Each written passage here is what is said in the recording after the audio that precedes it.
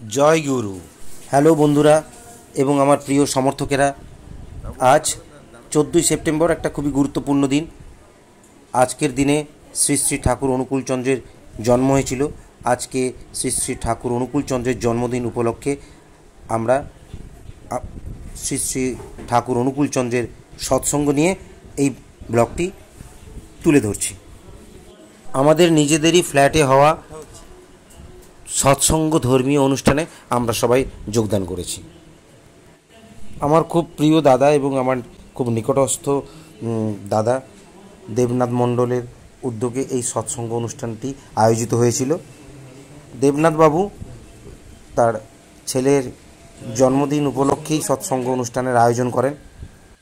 ইনি হলেন দেবনাথ বাবু, আমাদের প্রিয় দেবুদা, যার উদ্যোগে আমরা এরকম একটা মহৎ অনুষ্ঠানে যোগদান করতে পেরেছি।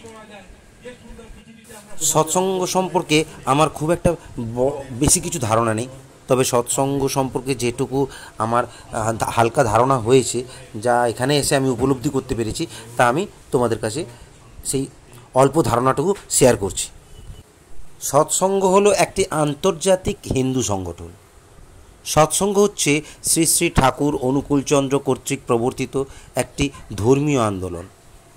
এর আদর্শ হচ্ছে ধর্ম কোনো অলৌকিক ব্যাপার নয়, বরং বিজ্ঞানসিদ্ধ জীবনসূত্র। ভালোবাসাই মহামূল্য, যা দিয়ে শান্তি কেনা যায়। বর্তমানে সৎসঙ্গের ন্যূনতম 5,000 কেন্দ্র রয়েছে।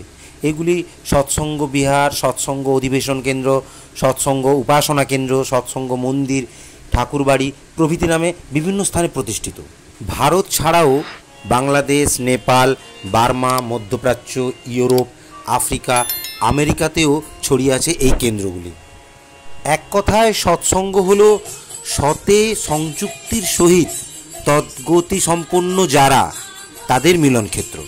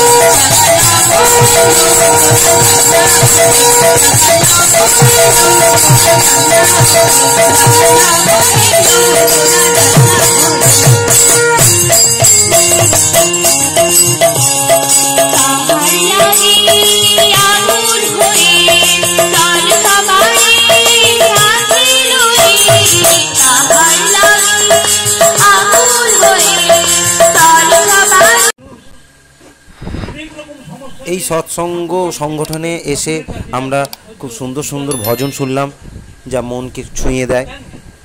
এছাড়াও আমরা বিভিন্ন মূল্যবান বক্তব্য, ঈশ্বরের বিভিন্ন প্রচার বাণী শুনলাম। আমরা জানলাম এই সংগঠনের 5টি মূলনীতি, যা হচ্ছে যজন, যাজন, ইষ্টভৃতি, সত্যায়নী এবং সদাচার। এখানকার বক্তব্যগুলির মধ্য দিয়ে জানতে পারলাম সৎসঙ্গের নীতিবাক্য হচ্ছে দদাতু জীবন বৃদ্ধি নিরন্তরং স্মৃতিচিদযুতে। এর অর্থ হলো আমাকে প্রতিনিয়ত চেতনাবাহী স্মৃতিযুক্ত জীবন দান করো। সৎসঙ্গ অনুষ্ঠানের পরে ভক্তবৃন্দরা প্রসাদ গ্রহণ করে একে একে বাড়ি ফিরলেন। আমরা যেহেতু আমাদের ফ্ল্যাটেই অনুষ্ঠানটি হচ্ছে, তাই আমরা একটু শেষের দিকেই প্রসাদ গ্রহণ করতে বসলাম। এই প্রসাদ গ্রহণ করেই আমরা এবার বাড়ি ফিরব। সর্বোপরি এই রকম একটি মহৎ ও ধর্মীয় অনুষ্ঠানে উপস্থিত হয়ে আমাদের সকলেরই খুব ভালো হয়েছে, সকলে খুব খুশি হয়েছি। তৎসঙ্গে দেবুদার ছেলে সৌহার্দ্য মণ্ডলকে জানাই জন্মদিনের প্রীতি শুভেচ্ছা। আজকের বাংলা ব্লগটি আমরা এখানেই শেষ করছি। বন্দে পুরুষোত্তমম। জয় গুরু।